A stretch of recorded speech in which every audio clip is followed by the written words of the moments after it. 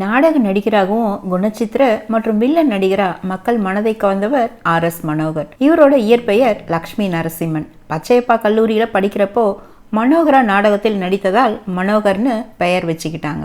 National theatres என்ற நாடக கம்பெனியை துவங்கிய இவர் நடித்த லங்கேஸ்வரன் நாடகம் தமிழ்நாட்டில் மட்டும் இல்லைங்க, இலங்கையிலையும் வெற்றி பெற்றது. தபால் துறையில அரசு வேலையில் இருந்தார். சினிமா வாய்ப்பு வந்தப்புறம் வேலையை ராஜினாமா செஞ்சிட்டார். ராஜம்மாள் இவர் நடிச்ச முதல் திரைப்படம் 1952 தாய் உள்ளம் படத்துல ஹீரோவா நடிச்சப்போ ஜெமினி வில்லனா நடிச்சார். ஆனா 10 வருஷம் கழிச்சு பாருங்களேன், கொஞ்சம் சலங்கையில ஜெமினி ஹீரோவாகவும் இவர் வில்லனாகவும் நடித்தது குறிப்பிடத்தக்கது. அப்புறமா நிறைய படங்கள்ல மிரட்டும் வில்லனா ஜெயிக்க ஆரம்பிச்சார். கைதி கண்ணாயிரம் படம் இவரோட நடிப்பை பலராலும் பாராட்ட பெற்றது. அடிமை பெண் படப்பிடிப்பு ஜெய்ப்பூர்ல நடக்கிறப்போ எம்ஜிஆர் இவருக்கு நாடகத்துக்கு வேண்டிய ஆன்டிக் பொருட்களை நிறைய வாங்கி கொடுத்தாராம். எம்ஜிஆர் இருந்து நாடக காவலர்ன்ற பட்டத்தையும் பெற்றார்.